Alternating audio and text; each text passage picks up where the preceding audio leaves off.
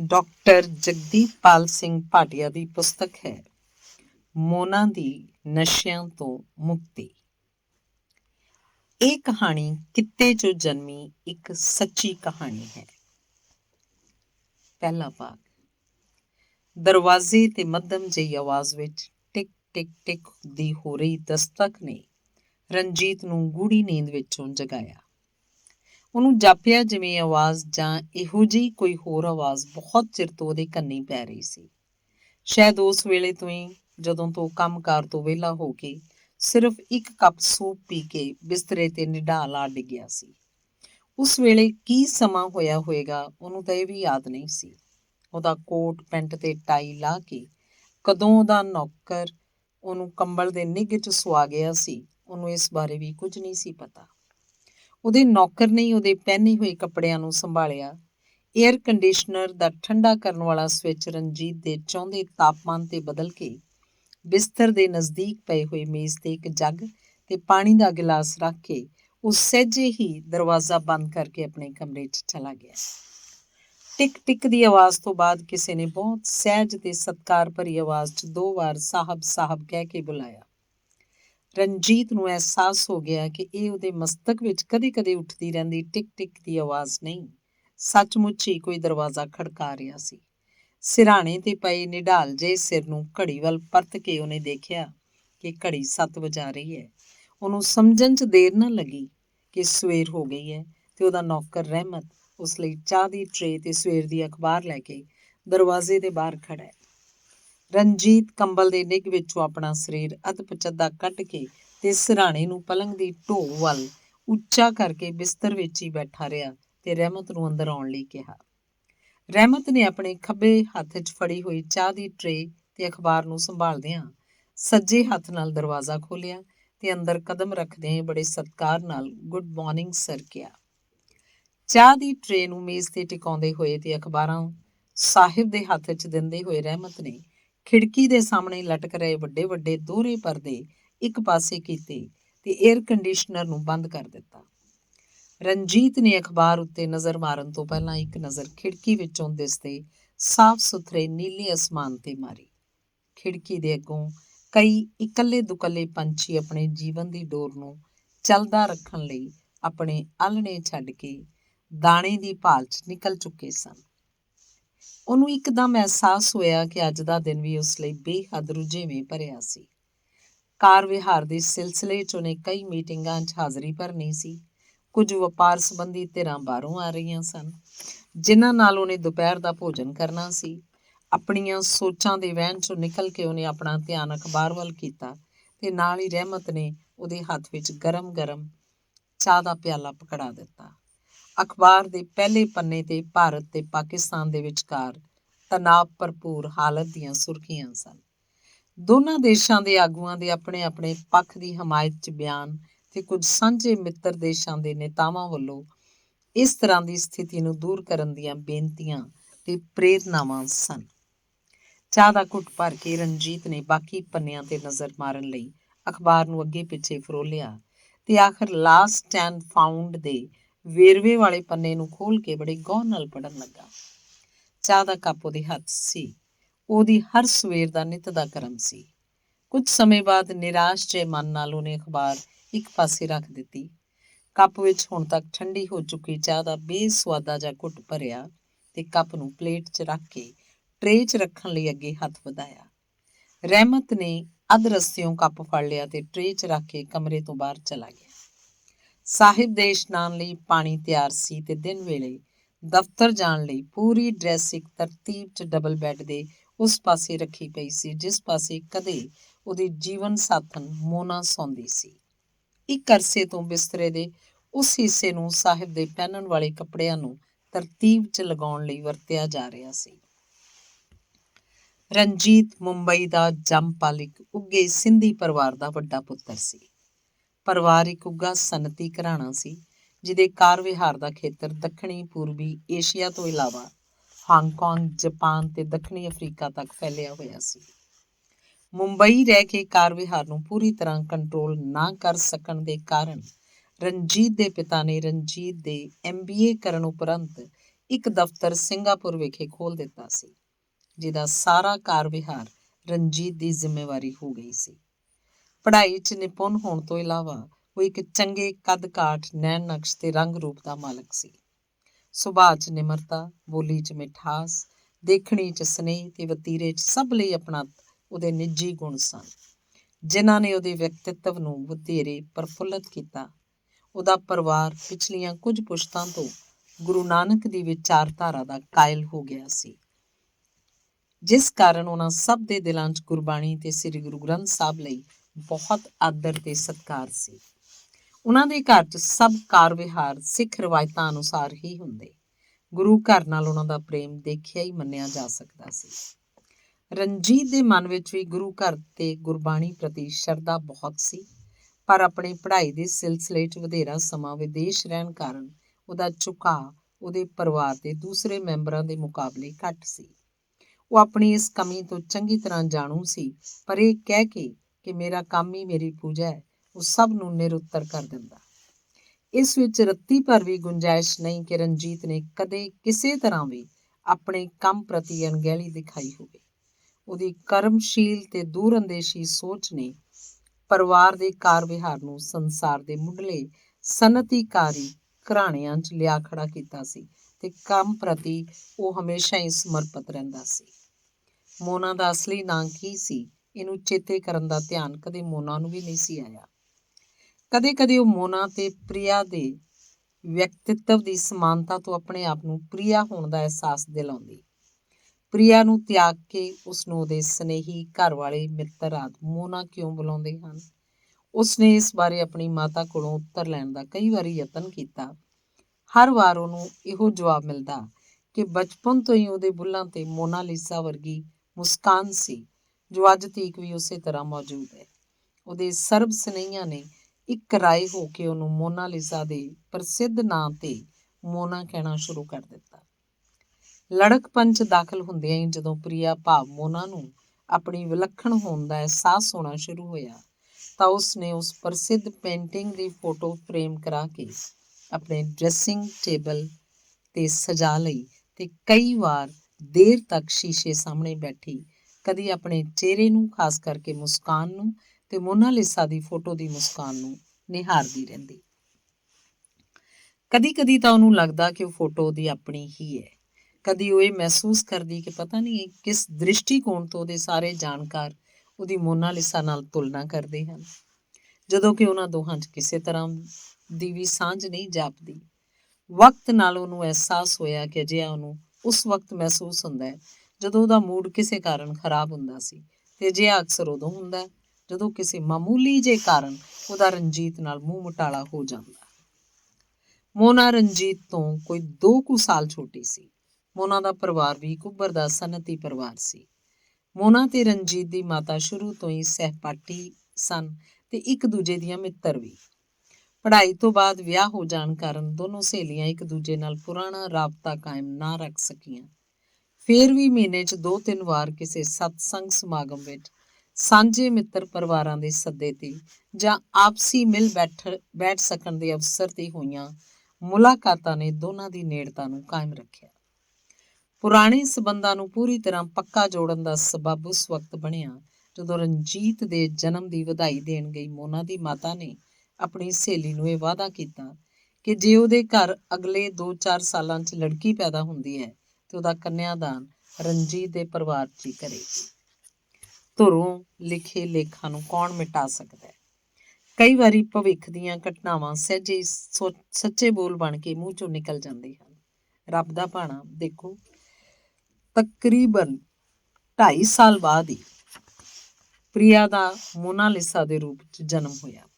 ਰਣਜੀਤ ਦੀ ਮਾਤਾ ਨੇ ਪ੍ਰਿਆ ਦੇ ਰੰਗ ਰੂਪ, ਨੈਣ ਨਕਸ਼ ਤੇ ਦਿਲ ਖਿੱਚਵੀਂ ਮੁਸਕਰਾਹਟ ਦੇਖ ਕੇ ਇੱਕਦਮ ਕਹਿ ਦਿੱਤਾ ਕਿ ਇਹ ਤਾਂ ਮੋਨਾਲੀਸਾ ਦਾ ਬਾਲ ਰੂਪ ਲੱਗਦੀ ਹੈ। ਬਸ ਉਸੇ ਸਮੇਂ ਤੋਂ ਪ੍ਰਿਆ ਨੂੰ ਘਰ ਦੇ ਸਾਰੇ ਜੀਅ ਮੋਨਾ ਕਹਿ ਕੇ ਬੁਲਾਉਣ ਲੱਗੇ, ਜੋ ਉਮਰ ਨਾਲ ਵਧੇਰੇ ਪੱਕਾ ਹੋ ਗਿਆ। ਮੋਨਾ ਦਾ ਜਨਮ ਕੀ ਹੋਇਆ, ਜਿਵੇਂ ਉਸ ਘਰ ਲਕਸ਼ਮੀ ਦੇ ਆਪ ਹੀ ਜਨਮ ਲੈ ਕੇ ਉਸ ਘਰ ਨੂੰ ਭਾਗ ਲਾ ਦਿੱਤੇ ਹੋਣ। ਮੋਨਾ ਦੇ ਮਾਤਾ ਪਿਤਾ ਦਾ ਕਾਰ ਵਿਹਾਰ ਇਸ ਹੱਦ ਤੱਕ ਵਧਿਆ ਫੁੱਲਿਆ ਕਿ ਉਸ ਲਈ ਸਵੇਰ ਦਾ ਨਾਸ਼ਤਾ ਕਿਸੇ ਦੇਸ਼ ਵਿੱਚ ਤੇ ਰਾਤ ਦਾ ਖਾਣਾ ਕਿਸੇ ਦੂਸਰੇ ਦੇਸ਼ ਵਿੱਚ। ਇਸ ਉਨਤੀ ਦਾ ਕਾਰਨ ਉਹ ਮੋਨਾ ਦੇ ਜਨਮ ਨੂੰ ਸਮਝਦੇ ਸਨ, ਜਿਸ ਕਾਰਨ ਮੋਨਾ ਵੱਲ ਸਭ ਦਾ ਰਵੱਈਆ ਬੇਹੱਦ ਪ੍ਰੇਮ ਭਰਿਆ, ਲਚਕੀਲਾ ਤੇ ਹਾਂ ਪੱਖੀ ਹੋ ਗਿਆ। ਮੋਨਾ ਦੀ ਮਾਤਾ ਇਸ ਗੱਲੋਂ ਵੀ ਖੁਸ਼ ਸੀ ਕਿ ਹੁਣ ਉਹਦੇ ਪਰਿਵਾਰ ਦੀ ਆਰਥਿਕ ਹਾਲਤ ਰਣਜੀਤ ਦੇ ਪਰਿਵਾਰ ਤੋਂ ਜੇ ਵੱਧ ਨਹੀਂ ਤਾਂ ਘੱਟ ਵੀ ਨਹੀਂ ਸੀ। ਮੋਨਾ ਦੀ ਮਾਤਾ ਤੇ ਰਣਜੀਤ ਦੀ ਮਾਤਾ ਹੁਣ ਜਦੋਂ ਵੀ ਮਿਲਦੀਆਂ ਤਾਂ ਦੋਨਾਂ ਦੀਆਂ ਗੱਲਾਂ ਤੇ ਮਿਲਣ ਦੇ ਢੰਗ ਤੋਂ ਸਾਫ਼ ਪਤਾ ਚੱਲ ਜਾਂਦਾ ਕਿ ਇਹਨਾਂ ਨੇ ਆਪਣੇ ਧੀ ਤੇ ਪੁੱਤਰ ਨੂੰ ਆਪਣੇ ਵੰਸ਼ ਦੀ ਆਉਣ ਵਾਲੀ ਪੀੜ੍ਹੀ ਦਾ ਆਧਾਰ ਮੰਨ ਲਿਆ। ਉਹਨਾਂ ਦੇ ਇਹ ਮਿਲਣ ਦੇ ਮੌਕੇ ਪਹਿਲਾਂ ਨਾਲੋਂ ਕਿਤੇ ਜ਼ਿਆਦਾ ਵੱਧ ਗਏ। ਮੋਨਾ ਤੇ ਰਣਜੀਤ ਇੱਕੋ ਸਕੂਲ 'ਚ ਪੜ੍ਹੇ। ਉਮਰ ਦਾ ਫਰਕ ਹੋਣ ਕਾਰਨ ਉਹ ਦੋਨੋਂ ਇੱਕ ਕਲਾਸ ਵਿੱਚ ਨਹੀਂ ਸਨ। ਰਣਜੀਤ ਮੋਨਾ ਨਾਲੋਂ 2 ਕਲਾਸਾਂ ਅੱਗੇ ਸੀ। ਫਿਰ ਵੀ ਉਹ ਦੋਨੋਂ ਰੋਜ਼ ਮਿਲਦੇ, ਖੇਡਦੇ, ਆਪਣਾ ਟਿਫਨ ਇੱਕ ਦੂਜੇ ਨਾਲ ਸਾਂਝਾ ਕਰਦੇ। ਪਰਿਵਾਰਕ ਨੇੜਤਾ ਹੋਣ ਕਾਰਨ ਉਹਨਾਂ ਦੀ ਮਿੱਤਰਤਾ ਸੁਭਾਵਕ ਸੀ। ਫਿਰ ਦੋਨੋਂ ਹੀ ਆਪਣੇ ਆਪ ਵਿੱਚ ਇੱਕ ਖਿੱਚ ਰੱਖਦੇ ਸਨ। ਸਕੂਲ ਦੇ ਬਾਕੀ ਬੱਚੇ ਉਹਨਾਂ ਦੀ ਉਮਰ ਦੇ ਲੜਕੇ ਲੜਕੀਆਂ ਉਹਨਾਂ ਨਾਲ ਮਿੱਤਰਤਾ ਭਰੇ ਸੰਬੰਧ ਬਣਾਉਣ ਲਈ ਸਦਾ ਇੱਛੁਕ ਰਹਿੰਦੇ ਸਨ। ਬਚਪਨ ਦੇ ਦਿਨ ਬੜੇ ਚੰਚਲ ਹੁੰਦੇ ਹਨ। ਦੋਨਾਂ ਦੀ ਨੇੜਤਾ ਹੁੰਦੇ ਹੋਏ ਵੀ ਕਈ ਵਾਰੀ ਉਹ ਇੱਕ ਦੂਜੇ ਨਾਲ ਲੜ ਪੈਂਦੇ, ਪਰ ਫਿਰ ਅਗਲੇ ਦਿਨ ਉਸੇ ਤਰ੍ਹਾਂ ਦੇ ਹੋ ਜਾਂਦੇ ਜਿਵੇਂ ਕਦੇ ਕੁਝ ਹੋਇਆ ਹੀ ਨਾ ਹੋਵੇ। ਅਜੇ ਤੱਕ ਉਹ ਆਪਣੀਆਂ ਮਾਤਾਵਾਂ ਵਿਚਕਾਰ ਹੋਏ ਜ਼ਬਾਨੀ ਸਮਝੌਤੇ ਤੋਂ ਨਾ ਵਾਕਫ ਸਨ। ਇਸੇ ਤਰ੍ਹਾਂ ਦਿਨ ਗੁਜ਼ਰਦੇ ਗਏ। ਜਿਵੇਂ ਜਿਵੇਂ ਉਹ ਦੋਨੋਂ ਵੱਡੇ ਹੁੰਦੇ ਗਏ, ਉਹਨਾਂ ਨੂੰ ਇੱਕ ਦੂਜੇ ਨੂੰ ਆਪਣੀ ਨਿੱਜੀ ਮਲਕੀਅਤ ਹੋਣ ਦਾ ਅਹਿਸਾਸ ਸ਼ੁਰੂ ਹੋ ਗਿਆ। ਲੜਕਪਨ ਦੇ ਦਿਨਾਂ ਤੋਂ ਹੀ ਦੋਨੋਂ ਇੱਕ ਦੂਜੇ ਨੂੰ ਆਪਣੇ ਲਈ ਰਾਖਵਾਂ ਮੰਨਣ ਲੱਗੇ। ਸਕੂਲ ਦੇ ਹਰ ਸਮਾਗਮ ਤੇ ਉਹ ਇਕੱਠੇ ਹੀ ਵਿਖਾਈ ਦਿੰਦੇ। ਫਿਰ ਇੱਕ ਦਿਨ ਰਣਜੀਤ ਆਪਣੀ ਸਕੂਲ ਦੀ ਪੜ੍ਹਾਈ ਖਤਮ ਕਰਕੇ ਕਾਲਜ ਚਲਾ ਗਿਆ। ਮੋਨਾ ਇਕੱਲੀ ਰਹਿ ਗਈ, ਉਦਾਸ ਜਿਵੇਂ ਉਹਦੇ ਜੀਵਨ ਦਾ ਕੋਈ ਮਹੱਤਵ ਹੀ ਨਾ ਰਹਿ ਗਿਆ ਹੋਵੇ। ਰਣਜੀਤ ਨਾਲ ਉਹਦੀ ਮੁਲਾਕਾਤ ਹੁਣ ਕਦੇ ਕਦਾਈ ਹੁੰਦੀ ਸੀ। ਬਲਵਾਨ ਵਕਤ ਨੇ ਉਹਦੇ ਇਸ ਖਲਾਅ ਨੂੰ ਵੀ ਹੌਲੀ ਹੌਲੀ ਦਿਲੋਂ ਓਹਲੇ ਕਰ ਦਿੱਤਾ। ਆਪਣੀ ਆਪਣੀ ਪੜ੍ਹਾਈ 'ਚ ਵਿਅਸਤ ਦੋਨਾਂ ਨੇ ਚੰਗੀ ਮਿਹਨਤ ਸਦਕਾ ਚੰਗੇ ਨਤੀਜੇ ਪ੍ਰਾਪਤ ਕਰ ਲਏ। ਹੁਣ ਜਦੋਂ ਮੋਨਾ ਨੇ ਕਾਲਜ ਦਾਖਲ ਹੋਣਾ ਸੀ ਤਾਂ ਰਣਜੀਤ ਉੱਚ ਪੜ੍ਹਾਈ ਲਈ ਅਮਰੀਕਾ ਚਲਾ ਗਿਆ। ਮੋਨਾ ਲਈ ਰਣਜੀਤ ਤੇ ਉਸ ਨਾਲ ਗੁਜ਼ਾਰਿਆ ਬਚਪਨ ਯਾਦਾਂ ਬਣ ਕੇ ਰਹਿ ਗਿਆ। ਮੋਨਾ ਤੋਂ ਦੂਰੀ ਦਾ ਅਹਿਸਾਸ ਤਾਂ ਰਣਜੀਤ ਨੂੰ ਵੀ ਸੀ, ਪਰ ਉਹਦੇ ਹਿਰਦੇ 'ਚ ਆਪਣੇ ਪਿਤਾ ਪੁਰਖੀ ਕਾਰ ਵਿਹਾਰ ਨੂੰ ਸਿਖਰ ਤੱਕ ਲੈ ਕੇ ਜਾਣ ਦੀ ਲਾਲਸਾ ਕਿਤੇ ਜ਼ਿਆਦਾ ਪ੍ਰਬਲ ਸੀ। ਮੋਨਾ ਨੂੰ ਅਹਿਸਾਸ ਵੀ ਜ਼ਰੂਰ ਸੀ ਕਿ ਉਸ ਨੂੰ ਇੱਕ ਦਿਨ ਰਣਜੀਤ ਦਾ ਸੰਗ ਮੁੜ ਪ੍ਰਾਪਤ ਹੋਏਗਾ। ਕਾਲਜ ਦਾ ਵਾਤਾਵਰਨ ਤੇ ਹੋਰ ਹਮ ਉਮਰ ਲੜਕੇ ਲੜਕੀਆਂ ਦਾ ਸਾਥ ਬੇਸ਼ੱਕ ਬਹੁਤ ਲੁਭਾਵਣਾ ਸੀ, ਪਰ ਮੋਨਾ ਨੂੰ ਹੋਰ ਕੋਈ ਵੀ ਕਿਸੇ ਤਰ੍ਹਾਂ ਲੁਭਾ ਨਾ ਸਕਿਆ। ਸੁੰਦਰ ਪਰੀ ਤੇ ਮੋਨਾਲਿਸਾ ਮੁਸਕਾਨ ਨਾਲ ਸ਼ਿੰਗਾਰਿਆ ਚਿਹਰਾ ਸਭ ਦੀਆਂ ਅੱਖਾਂ 'ਚ ਰੜਕ ਪੈਦਾ ਕਰਨ ਯੋਗ ਸੀ, ਪਰ ਉਸ ਦੇ ਅਮੀਰ ਘਰਾਣੇ 'ਚੋਂ ਹੋਣ ਕਾਰਨ ਕੋਈ ਵੀ ਉਸ ਵੱਲ ਕਿਸੇ ਤਰ੍ਹਾਂ ਦੇ ਵੀ ਸਦੀਵੀ ਸੰਬੰਧ ਸਥਾਪਿਤ ਕਰਨ ਦੇ ਮੰਤਵ ਤੋਂ ਪਰਹੇਜ਼ ਹੀ ਕਰਦਾ ਸੀ। ਮੋਨਾ ਵੀ ਸਭ ਨੂੰ ਆਪਣਾ ਦੋਸਤ ਹੀ ਮੰਨਦੀ। ਉਹ ਆਪਣੇ ਜੀਵਨ 'ਚ ਰਣਜੀਤ ਤੋਂ ਇਲਾਵਾ ਹੋਰ ਕਿਸੇ ਦੀ ਕਲਪਨਾ ਵੀ ਨਹੀਂ ਕਰ ਸਕਦੀ ਸੀ। ਮੋਨਾ ਨੇ ਵੀ ਆਪਣੀ ਸਕੂਲ ਦੀ ਪੜ੍ਹਾਈ ਖਤਮ ਕਰ ਲਈ। ਹੁਣ ਤੱਕ ਪਿਤਾ ਪੁਰਖੀ ਕਾਰ ਵਿਹਾਰ ਕਈ ਗੁਣਾ ਵੱਧ ਚੁੱਕਿਆ ਸੀ। ਹਾਂਗਕਾਂਗ ਵਿਖੇ ਉਹਨਾਂ ਦੇ ਇੱਕ ਬਹੁਤ ਵੱਡੇ ਹੋਟਲ ਦਾ ਨਿਰਮਾਣ ਤਕਰੀਬਨ ਅੰਤਿਮ ਚਰਨਾਂ ਤੇ ਸੀ। ਮੋਨਾ ਵਿਦੇਸ਼ ਪੜ੍ਹਨਾ ਚਾਹੁੰਦੀ ਸੀ। ਇਸ ਚਾਹਤ ਪਿੱਛੇ ਰਣਜੀਤ ਦੀ ਖਿੱਚ ਵੀ ਬਹੁਤ ਜ਼ਿਆਦਾ ਸੀ। ਉਂਝ ਰਣਜੀਤ ਨੇ ਬਾਕਾਇਦਾ ਮੋਨਾ ਨਾਲ ਸੰਪਰਕ ਰੱਖਿਆ ਹੋਇਆ ਸੀ। ਦੋਵੇਂ ਇੱਕ ਦੂਜੇ ਨਾਲ ਹਫ਼ਤੇ 'ਚ 2 ਵਾਰੀ ਦੇਰ ਤੱਕ ਟੈਲੀਫੋਨ ਤੇ ਗੱਲਾਂ ਕਰਦੇ ਰਹਿੰਦੇ। ਨਵੇਂ ਹੋਟਲ ਦੀ ਉਸਾਰੀ ਦੇ ਸਿਲਸਿਲੇ ਵਿੱਚ ਮੋਨਾ ਦੇ ਮਾਤਾ ਪਿਤਾ ਨੂੰ ਹਾਂਗਕਾਂਗ ਵਿਖੇ ਕੁਝ ਸਮਾਂ ਰਹਿਣ ਦੀ ਸੋਚ ਆਈ। ਉਹਨਾਂ ਨੇ ਮੋਨਾ ਨੂੰ ਲਾਸ ਵੇਗਾਸ, ਅਮਰੀਕਾ ਵਿਖੇ ਹੋਟਲ ਮੈਨੇਜਮੈਂਟ ਦੇ 2 ਸਾਲਾ ਕੋਰਸ ਵਿੱਚ ਦਾਖਲਾ ਲੈ ਦਿੱਤਾ। ਇਸ 'ਚ ਉਹਨਾਂ ਦੇ 2 ਉਦੇਸ਼ ਸਨ। ਪਹਿਲਾ ਇਹ ਕਿ ਹਾਂਗਕਾਂਗ ਤੋਂ ਲਾਸ ਵੇਗਾਸ ਨੂੰ ਸਿੱਧੀ ਹਵਾਈ ਉਡਾਨ ਹੈ, ਜੋ ਤਕਰੀਬਨ 9 ਤੋਂ 10 ਘੰਟੇ ਤੱਕ ਲੈ ਲੈਂਦੀ ਹੈ। ਇਸ ਤਰ੍ਹਾਂ ਮੋਨਾ ਨੂੰ ਆਪਣੇ ਮਾਤਾ ਪਿਤਾ ਨੂੰ ਮਿਲਣ ਆਉਣ ਲਈ ਬਹੁਤਾ ਸਮਾਂ ਸਫ਼ਰ 'ਚ ਨਹੀਂ ਗੁਜ਼ਾਰਨਾ ਪਏਗਾ। ਦੂਸਰਾ ਇਹ ਕਿ ਮੋਨਾ ਦੀ ਸਿਆਣਪ ਤੇ ਵਪਾਰਕ ਦੂਰਅੰਦੇਸ਼ੀ ਦੇਖਦੇ ਹੋਏ ਉਹਨਾਂ ਨੇ ਵਿਚਾਰ ਬਣਾਇਆ ਕਿ ਇਸ ਕੋਰਸ ਤੋਂ ਬਾਅਦ ਹਾਂਗਕਾਂਗ ਵਾਲੇ ਨਵ ਸਾਰੇ ਹੋਟਲ ਨੂੰ ਪੱਕੇ ਪੈਰੀਂ ਸਥਾਪਿਤ ਕਰਨ 'ਚ ਉਹ ਯੋਗਦਾਨ ਪਾ ਸਕੇਗੀ। ਮੋਨਾ ਮਾਤਾ ਪਿਤਾ ਤੋਂ ਦੂਰ ਜਾਣਾ ਨਹੀਂ ਚਾਹੁੰਦੀ ਸੀ, ਪਰ ਉਹਦੇ ਦਿਲ ਦੇ ਕਿਸੇ ਕੋਨੇ 'ਚ ਰਣਜੀਤ ਦੇ ਨੇੜੇ ਹੋ ਜਾਣ ਦੀ ਖੁਸ਼ੀ ਵੀ ਛੁਪੀ ਹੋਈ ਸੀ। ਲਾਸ ਵੇਗਾਸ ਤੋਂ ਰਣਜੀਤ ਹਵਾਈ ਰਸਤੇ ਰਾਹੀਂ ਸਿਰਫ 3 ਘੰਟੇ ਦੀ ਦੂਰੀ ਤੇ ਸੀ। ਮੋਨਾ ਨੇ ਅਮਰੀਕਾ ਦੇ ਸ਼ਹਿਰਾਂ ਬਾਰੇ ਬਹੁਤ ਕੁਝ ਪੜ੍ਹਿਆ ਹੋਇਆ ਸੀ ਤੇ ਬਹੁਤ ਕੁਝ ਟੀਵੀ ਤੇ ਦੇਖਿਆ ਵੀ ਹੋਇਆ ਸੀ। ਇਸ ਤਰ੍ਹਾਂ ਉਹਦੇ ਮਨ 'ਚ ਖੁਸ਼ੀ ਤੇ ਗਮੀ ਦਾ ਸਾਂਝਾ ਜਿਹਾ ਅਨੁਭਵ ਸੀ। ਮੋਨਾ ਦੇ ਮਾਤਾ-ਪਿਤਾ ਮੋਨਾ ਨੂੰ ਨਾਲ ਲੈ ਕੇ ਹਾਂਗਕਾਂਗ ਪਹੁੰਚੇ ਤੇ ਉੱਥੇ ਕੋਈ 15-20 ਦਿਨ ਰਹਿ ਕੇ ਮੋਨਾ ਆਪਣੇ ਮਾਤਾ ਜੀ ਨਾਲ ਕੋਰਸ ਦੀ ਪੜ੍ਹਾਈ ਆਰੰਭ ਕਰਨ ਲਈ ਅਮਰੀਕਾ ਪਹੁੰਚੀ। ਮੋਨਾ ਨੂੰ ਹਾਂਗਕਾਂਗ ਬਹੁਤ ਪਸੰਦ ਆਇਆ ਸੀ। ਜਦੋਂ ਉਹਨੂੰ ਇਹ ਖਿਆਲ ਆਉਂਦਾ ਕਿ ਅਮਰੀਕਾ ਦੀ ਪੜ੍ਹਾਈ ਤੋਂ ਬਾਅਦ ਮੋਨਾ ਹਾਂਗਕਾਂਗ ਵਿਖੇ ਆਪਣੇ ਹੋਟਲ ਦੀ ਸੁਤੰਤਰ ਤੌਰ ਤੇ ਇੰਚਾਰਜ ਹੋਏਗੀ ਤਾਂ ਉਹਨੂੰ ਦੂਰ ਜਾਣ ਦਾ ਡਰ ਘੱਟ ਮਹਿਸੂਸ ਹੁੰਦਾ। ਨਵੇਂ ਹੋਟਲ ਦੀ ਕਰਤਾ ਧਰਤਾ ਬਣਨ ਦੀ ਕਲਪਨਾ ਉਸ ਲਈ ਪ੍ਰੇਰਨਾ ਸਰੋਤ ਸਿੱਧ ਹੋਈ। ਜਿਵੇਂ ਹੀ ਮੋਨਾ ਆਪਣੇ ਮਾਤਾ ਜੀ ਨਾਲ ਸਾਨ ਫਰਾਂਸਿਸਕੋ ਹਵਾਈ ਅੱਡੇ ਤੇ ਪਹੁੰਚੀ, ਮੋਨਾ ਦੇ ਮਨ ਦੀ ਹਾਲਤ ਇੱਕ ਤਿੱਤਲੀ ਵਾਂਗ ਸੀ। ਉਹ ਇੱਕ ਨਵੇਂ ਵਾਤਾਵਰਣ 'ਚ ਪਹੁੰਚ ਕੇ ਬੜਾ ਅਜੀਬ ਮਹਿਸੂਸ ਕਰ ਰਹੀ ਸੀ। ਹਵਾਈ ਅੱਡੇ ਤੋਂ ਬਾਹਰ ਨਿਕਲਦਿਆਂ ਹੀ ਉਹਨਾਂ ਦਾ ਮਿਲਾਪ ਰਣਜੀਤ ਨਾਲ ਹੋਇਆ, ਜੋ ਉਸੇ ਸਵੇਰ ਹੀ ਉਹਨਾਂ ਨੂੰ ਅਮਰੀਕਾ ਵਿਖੇ ਜੀ ਆਇਆਂ ਕਹਿਣ ਲਈ ਉੱਥੇ ਪਹੁੰਚਿਆ ਸੀ। ਮੋਨਾ ਦੇ ਆਪਣੇ ਮਾਤਾ-ਪਿਤਾ ਨਾਲ ਉਹਨਾਂ ਦੇ ਬਾਰੇ ਸਾਰੀ ਜਾਣਕਾਰੀ ਮੋਨਾ ਦੇ ਪਿਤਾ ਨੇ ਰਣਜੀਤ ਨੂੰ ਦੇ ਦਿੱਤੀ ਹੋਈ ਸੀ, ਪਰ ਇਹ ਗੱਲ ਉਹਨੇ ਮੋਨਾ ਤੇ ਉਸਦੀ ਮਾਤਾ ਤੋਂ ਛੁਪਾਈ ਰੱਖੀ, ਕਿਉਂਕਿ ਉਹ ਇਸ ਅਚਨਚੇਤੀ ਮਿਲਣੀ ਦੀ ਖੁਸ਼ੀ ਦੀ ਪ੍ਰਾਪਤੀ ਨਵੀਂ ਜਗ੍ਹਾ ਤੇ ਇੱਕ ਤੋਹਫੇ ਵਾਂਗੂ ਦੇਣਾ ਚਾਹੁੰਦਾ ਸੀ। ਰਣਜੀਤ ਤੇ ਮੋਨਾ ਜਦੋਂ ਇੱਕ ਦੂਜੇ ਦੇ ਸਾਹਮਣੇ ਆਏ ਤਾਂ ਕੁਝ ਪਲ ਲਈ ਮੰਤਰ ਮੁਗਧ ਹੋਏ ਇੱਕ ਦੂਜੇ ਨੂੰ ਵੇਖਦੇ ਹੀ ਰਹੇ। ਰਣਜੀਤ ਅਜੇ ਵੀ ਮੋਨਾ ਨੂੰ ਇੱਕ ਹਾਈ ਸਕੂਲ 'ਚ ਪੜ੍ਹਦੀ ਲੜਕੀ ਦੇ ਰੂਪ 'ਚ ਤਸੱਵਰ ਕਰ ਰਿਹਾ ਸੀ, ਪਰ ਉਹ ਤਾਂ ਕਿਸੇ ਅਪਸਰਾ ਤੋਂ ਘੱਟ ਨਹੀਂ ਲੱਗਦੀ ਸੀ। ਮੋਨਾ ਵੀ ਰਣਜੀਤ ਨੂੰ ਦੇਖ ਕੇ ਡੌਰ ਭੌਰ ਹੋ ਗਈ ਕਿ ਕੀ ਇਹ ਉਹ ਰਣਜੀਤ ਸੀ ਜੋ ਤਕਰੀਬਨ 3 ਸਾਲ ਪਹਿਲਾਂ ਉਹਦੇ ਸਕੂਲ 'ਚ ਪੜ੍ਹਦਾ ਸੀ। ਅਜਿਹਾ ਸੁਨੱਖਾ ਤੇ ਨੌਜਵਾਨ ਲੜਕਾ ਅਜੇ ਤੱਕ ਹਾਲੀਵੁੱਡ ਦੇ ਫਿਲਮ ਨਿਰਮਾਤਾਵਾਂ ਦੀਆਂ ਨਜ਼ਰਾਂ ਤੋਂ ਬਚ ਕੇ ਨਹੀਂ ਰਹਿ ਸਕਦਾ। ਉਹਦਾ ਯਕੀਨ ਸੀ ਕਿ ਜ਼ਰੂਰ ਆਪਣੀ ਜਵਾਨੀ, ਕੱਦ-ਕਾਠ, ਰੰਗ ਰੂਪ ਤੇ ਸੁਨੱਖੇਪਣ ਦਾ ਲਾਹਾ ਮਾਣ ਰਿਹਾ ਹੋਏਗਾ। ਕਈ ਗੋਰੀਆਂ ਚਿੱਟੀਆਂ ਮੇਮਾਂ ਉਸ ਉੱਤੇ ਫਿਦਾ ਨਹੀਂ ਤਾਂ ਦੋਸਤੀ ਦੀਆਂ ਇੱਛੁਕ ਤਾਂ ਜ਼ਰੂਰ ਹੋ ਰਹੀਆਂ ਹੋਣਗੀਆਂ। ਇੰਨੇ ਸਾਰੇ ਖਿਆਲ ਉਹਦੇ ਮਨ 'ਚ ਬਿਜਲੀ ਵਾਂਗੂ ਕੌਂਦ ਗਏ। ਰਣਜੀਤ ਨੇ ਮੋਨਾ ਦੇ ਮਾਤਾ ਜੀ ਨੂੰ ਪ੍ਰਣਾਮ ਕਰਨ ਨਾਲ ਹੀ ਕਿਹਾ, hello Mona, how was the journey? Mona ਆਪਣੇ ਖਿਆਲਾਂ ਦੀ ਦੁਨੀਆ 'ਚੋਂ ਬੜਵਾਏ ਬਾਹਰ ਆਈ। ਉਹਦੀ ਜ਼ਬਾਨ ਤੇ ਜਵਾਬ ਦੇਣ ਲਈ ਯੋਗ ਸ਼ਬਦ ਨਾ ਆਏ। ਹੌਲੇ ਜਿਹੇ ਉਹਨੇ ਫਾਈਨ, ਥੈਂਕ ਯੂ ਕਿਹਾ। How are you? I am fine, thank you, Ranjit ਨੇ ਉੱਤਰ ਦਿੱਤਾ। ਪਰ ਤੈਨੂੰ ਸਾਡੇ ਆਉਣ ਬਾਰੇ ਕਿਵੇਂ ਪਤਾ ਲੱਗਾ? ਮੋਨਾ ਦੀ ਮਾਤਾ ਨੇ ਰਣਜੀਤ ਨੂੰ ਪੁੱਛਿਆ। ਅੰਕਲ ਨੇ ਟੈਲੀਫੋਨ ਕੀਤਾ ਸੀ ਤੇ ਕਿਹਾ ਸੀ ਕਿ ਇਸ ਬਾਰੇ ਤੁਹਾਨੂੰ ਤੇ ਮੋਨਾ ਨੂੰ ਪਤਾ ਨਹੀਂ ਹੈ। ਉਹ ਮੇਰੇ ਵੱਲੋਂ ਤੁਹਾਨੂੰ ਰਿਸੀਵ ਕਰਨ ਨੂੰ ਤੁਹਾਡੇ ਲਈ ਇੱਕ ਪਲੇਜ਼ੈਂਟ ਸਰਪ੍ਰਾਈਜ਼ ਰੱਖਣਾ ਚਾਹੁੰਦੇ ਸਨ। ਰਣਜੀਤ ਨੇ ਇੱਕੋ ਸਾਹ ਸਭ ਕੁਝ ਕਹਿ ਦਿੱਤਾ ਤੇ ਮੋਨਾ ਦੇ ਹੱਥੋਂ ਬੈਗ ਲੈਣ ਲਈ ਅੱਗੇ ਵਧਿਆ, ਜੋ ਉਹਨੂੰ ਸੰਭਾਲਣ 'ਚ ਦਿੱਕਤ ਹੋ ਰਹੀ ਸੀ।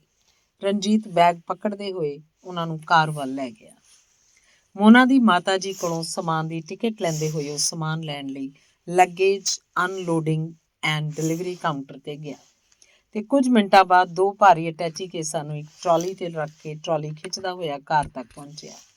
ਸਮਾਨ ਨੂੰ ਕਾਰ ਦੀ ਡਿੱਕੀ 'ਚ ਟਿਕਾ ਕੇ ਤੇ ਪਾਰਕਿੰਗ ਫੀਸ ਦੇ ਕੇ ਉਹ ਹਵਾਈ ਅੱਡੇ ਦੇ ਖੇਤਰ 'ਚੋਂ ਨਿਕਲ ਸ਼ਹਿਰ ਵੱਲ ਜਾਂਦੀ 8 ਸੜਕਾਂ ਵਾਲੀ ਜਰਨੈਲੀ ਸੜਕ ਤੇ ਪਹੁੰਚ ਕੇ ਤੇਜ਼ੀ ਨਾਲ ਸ਼ਹਿਰ ਵੱਲ ਵਧਣ ਲੱਗਾ।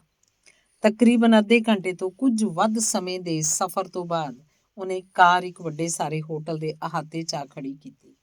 ਸਫ਼ਰ ਦੌਰਾਨ ਕਿਸੇ ਨੇ ਕੋਈ ਖਾਸ ਗੱਲ ਨਾ ਕੀਤੀ। ਮੋਨਾ ਤੇ ਉਹਦੀ ਮਾਤਾ ਸੜਕ ਦੇ ਦੋਵਾਂ ਪਾਸੇ ਰਮਣੀਕ ਨਜ਼ਾਰਿਆਂ ਨੂੰ ਦੇਖਣ ਵਿੱਚ ਵਿਅਸਤ ਸਨ। ਕਦੇ-ਕਦੇ ਦੂਰ ਇਹਨਾਂ ਨੂੰ ਸ਼ਾਂਤ ਮਹਾਸਾਗਰ ਦੇ ਨੀਲੇ ਪਾਣੀਆਂ ਦੀ ਝਲਕ ਵੀ ਦਿਸ ਪੈਂਦੀ। ਰਣਜੀਤ ਨੇ 1-2 ਵਾਰੀ ਪਰਿਵਾਰ ਦੇ ਹੋਰ ਜੀਆਂ ਬਾਰੇ ਪੁੱਛ-ਗਿੱਛ ਕੀਤੀ, ਪਰ ਕੋਈ ਤਸੱਲੀ ਭਰਿਆ ਜਵਾਬ ਨਾ ਮਿਲਣ ਤੇ ਚੁੱਪ ਰਿਹਾ। ਉਹਨੂੰ ਪਤਾ ਸੀ ਕਿ ਨਵੀਂ ਜਗ੍ਹਾ ਦੀ ਖਿੱਚ ਨੇ ਉਹਨਾਂ ਦਾ ਧਿਆਨ ਕਿਸੇ ਹੋਰ ਪਾਸੇ ਆਕਰਸ਼ਿਤ ਕੀਤਾ ਹੋਇਆ। ਇਹ ਉਹੀ ਹੋਟਲ ਸੀ ਜਿੱਥੇ ਮੋਨਾ ਤੇ ਉਹਦੇ ਮਾਤਾ ਨੇ ਅਗਲੇ 3-4 ਦਿਨ ਰੁਕਣਾ ਸੀ, ਜਦੋਂ ਤੱਕ ਮੋਨਾ ਹੋਸਟਲ 'ਚ ਪੂਰੀ ਤਰ੍ਹਾਂ ਸੈਟਲ ਨਹੀਂ ਹੋ ਜਾਂਦੀ। ਰਣਜੀਤ ਨੇ ਆਗਿਆ ਲਈ ਤੇ ਅਗਲੇ ਦਿਨ ਸਵੇਰੇ ਆਉਣ ਦਾ ਵਾਅਦਾ ਕਰਕੇ ਚਲਾ ਗਿਆ। ਮਾਵਾਂ ਧੀਆਂ ਨੇ ਨਹਾ ਧੋ ਕੇ ਲੰਮੇ ਸਫ਼ਰ ਦੀ ਥਕਾਨ ਉਤਾਰਨ ਲਈ ਕੁਝ ਦੇਰ ਸੌਣ ਦਾ ਫੈਸਲਾ ਕੀਤਾ ਤੇ ਝੱਟ ਹੀ ਉਹਨਾਂ ਦੀ ਅੱਖ ਲੱਗ ਗਈ। ਜਦੋਂ ਅੱਖ ਖੁੱਲੀ ਤਾਂ ਸ਼ਾਮ ਦੇ 8 ਵੱਜ ਚੁੱਕੇ ਸਨ। ਰਾਤ ਦਾ ਖਾਣਾ ਕਮਰੇ 'ਚ ਹੀ ਮੰਗਵਾ ਲਿਆ ਤੇ ਕੁਝ ਦੇਰ ਦੀ ਗੱਪ-ਸ਼ੱਪ ਤੇ ਆਉਣ ਵਾਲੀ ਜ਼ਿੰਦਗੀ ਬਾਰੇ ਮਨਸੂਬੇ ਤੇ ਹਦਾਇਤਾਂ ਦਾ ਆਦਾਨ ਪ੍ਰਦਾਨ ਹੁੰਦਾ ਰਿਹਾ। ਛੇਤੀ ਫਿਰ ਦੋਨੋਂ ਗਹਿਰੀ ਨੀਂਦ ਦੇ ਸੁੱਖ ਵਿੱਚ ਉਤਰ ਗਈਆਂ। ਸਵੇਰੇ ਉੱਠਣ ਉਪਰੰਤ ਉਹਨਾਂ ਨੂੰ ਕੁਝ ਹਲਕਾਪਨ ਮਹਿਸੂਸ ਹੋਣ ਲੱਗਾ। ਦੋਵਾਂ ਨੇ ਛੇਤੀ ਤਿਆਰੀ ਕੀਤੀ, ਕਿਉਂਕਿ 9:30 ਵਜੇ ਤੱਕ ਦਾਖਲੇ ਦੀ ਪ੍ਰਕਿਰਿਆ ਲਈ ਇੰਸਟੀਚਿਊਟ ਆਫ ਹੋਟਲ ਮੈਨੇਜਮੈਂਟ ਪਹੁੰਚਣਾ ਸੀ। ਠੀਕ 9 ਵਜੇ ਰਣਜੀਤ ਉਹਨਾਂ ਨੂੰ ਲੈਣ ਲਈ ਆ ਪਹੁੰਚਿਆ। ਦਾਖਲੇ ਦਾ ਸਾਰਾ ਕੰਮ ਬਹੁਤ ਆਸਾਨੀ ਨਾਲ ਹੋ ਗਿਆ। ਮੋਨਾ ਨੇ ਹੋਸਟਲ ਜਾ ਕੇ ਆਪਣਾ ਕਮਰਾ ਵੀ ਦੇਖ ਲਿਆ। ਜੋ ਕੁਝ ਵੀ ਉਸ ਨੂੰ ਲੋੜੀਂਦਾ ਸੀ ਉਹਦੀ ਇੱਕ ਸੂਚੀ ਤਿਆਰ ਕਰ ਲਈ। ਰਣਜੀਤ ਨੇ ਦੋਨਾਂ ਨੂੰ ਦੁਪਹਿਰ ਦੇ ਖਾਣੇ ਤੱਕ ਵਾਪਸ ਹੋਟਲ 'ਚ ਛੱਡ ਦਿੱਤਾ ਤੇ ਸ਼ਾਮ 5 ਵਜੇ ਫਿਰ ਮਿਲਣ ਦਾ ਵਾਅਦਾ ਕਰਕੇ ਚਲਾ ਗਿਆ। ਸ਼ਾਮ ਨੂੰ ਉਹਨਾਂ ਨੇ ਇਕੱਠਿਆਂ ਚਾਹ ਪੀ ਕੇ ਦੂਸਰੀ ਜ਼ਰੂਰੀ ਸ਼ਾਪਿੰਗ ਕਰਨ ਲਈ ਬਾਜ਼ਾਰ ਜਾਣਾ ਸੀ। ਅਗਲੇ ਦਿਨ ਰਣਜੀਤ ਸਵੇਰੇ ਆਇਆ। ਸਭ ਹਾਲ ਚਾਲ ਪੁੱਛਣ ਉਪਰੰਤ ਆਗਿਆ ਮੰਗੀ ਕਿ ਉਸਨੇ ਉਸੇ ਦਿਨ ਵਾਪਸ ਆਪਣੇ ਸ਼ਹਿਰ ਜਾਣਾ ਹੈ, ਜੋ ਉੱਥੋਂ 2.5-3 ਘੰਟੇ ਦੇ ਹਵਾਈ ਰਸਤੇ ਦੀ ਦੂਰੀ ਤੇ ਸੀ, ਕਿਉਂਕਿ ਉਸ ਵੱਲੋਂ ਲੋੜੀਂਦੀ ਅਗਵਾਈ ਵਾਲਾ ਕੰਮ ਖਤਮ ਹੋ ਗਿਆ ਸੀ ਤੇ ਅਗਲੇ ਦਿਨ ਉਹਦੀ ਵਾਪਸ ਹਾਜ਼ਰੀ ਜ਼ਰੂਰੀ ਸੀ। ਅਗਲੇ ਦਿਨ ਮੋਨਾ ਹੋਸਟਲ ਸ਼ਿਫਟ ਕਰ ਗਈ। ਉਹਦੀ ਮਾਂ ਨੇ ਉਹਦੇ ਕਮਰੇ ਨੂੰ ਸਹੀ ਤਰਤੀਬ ਦੇਣ ਲਈ ਉਹਦੀ ਪੂਰੀ ਮਦਦ ਕੀਤੀ। ਦਿਨ ਭਰ ਦੇ ਕੰਮ ਤੋਂ ਬਾਅਦ ਉਹਨਾਂ ਨੇ ਇਹ ਰਾਤ ਵੀ ਹੋਟਲ 'ਚ ਹੀ ਗੁਜ਼ਾਰੀ। ਮੋਨਾ ਦੀ ਮਾਤਾ ਨੂੰ ਛੇਤੀ ਅਹਿਸਾਸ ਹੋ ਗਿਆ ਕਿ ਜਿੰਨੀ ਜਲਦੀ ਉਹ ਮੋਨਾ ਨੂੰ ਹੋਸਟਲ ਭੇਜੇਗੀ, ਉਨੀ ਜਲਦੀ ਉਹ ਆਪਣੀ ਨਵੀਂ ਜਗ੍ਹਾ ਤੋਂ ਵਾਕਫ ਹੋਏਗੀ। ਸੋ ਉਹਨੇ ਇੱਕ ਦਿਨ ਛੱਡ ਕੇ ਆਪਣੀ ਵਾਪਸੀ ਦੀ ਟਿਕਟ ਕਰਵਾ ਲਈ। ਮੋਨਾ ਲਈ ਪਹਿਲਾ ਹਫ਼ਤਾ ਬਹੁਤ ਔਖਾ ਜਾਪਿਆ।